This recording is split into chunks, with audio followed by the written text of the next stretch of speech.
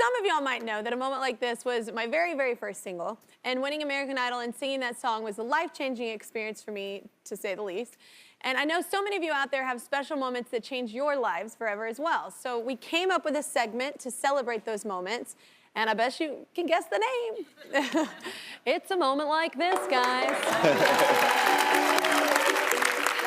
Elenby experienced his moment after working as a mechanic for 25 years when he decided to go back to school at age 38 to become a doctor. And 9 years later, Dr. Carl is making a house call on our couch. Give it up for Dr. Carl.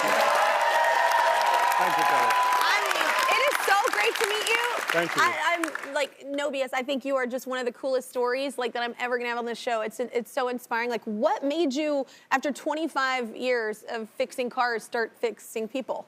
Well, you know, I mean, I was going along in my business really well. You know, things were going okay, but I wanted to grow the business a little bit more. Figured I'd go back to school and get a business management degree. During my degree process, I put off this biology course I was supposed to take first semester. So I ended up being forced to take this just before the end of my degree program in order to graduate.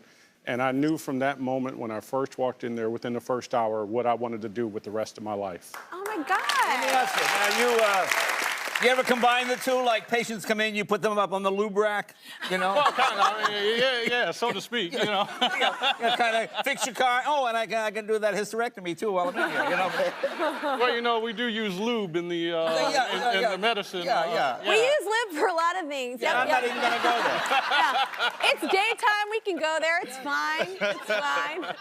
But broken cars and broken people, they do have a lot in common though, right? Yeah, they do. I mean, you know, you bring in, if you think about, you know, most of you, when you're driving here to work today, if your car broke down, you'd be pretty excited. Yeah, and stuck. And, you know, and that's the same thing that happens a lot of times when you're in the ER. You know, you're living your life and something happens and you end up having to run into the hospital because, you know, you had this unfortunate incident. So, you know, people come in stressed out sometimes the same way they did when they brought their car to my shop. Have you ever had a patient whose car you fixed, and he wakes up on the operating table, hey, that's my mechanic! I mean, has that happened? I have. I mean, I walked into a room before, and the guy said, "Carl," and I said, "That's right, buddy. I'm everywhere." Yeah.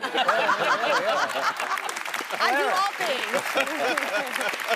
So, why specifically, though, is it important to you to inspire the next generation of Black doctors? Well, I mean, you know, when you walk into a hospital or any institution, you want to see representation. Yeah. Someone who looks like you know, somebody who you can identify with, you know. So I just try to be a role model for those people who are looking to go into medicine, and then also to be there for those people who come in and they want to feel like somebody's there who could serve their needs. Most people would say, you know what, I had my chance and I blew that. I didn't do it when I needed to. And right. You know, most people wouldn't have the drive or determination to see that through. And I think, like, Kayla, this is Kayla, right? Yes, that's my daughter. Kayla, I mean, she's 10, and I'm just saying, Kayla, you've got to be so impressed and proud of your daddy.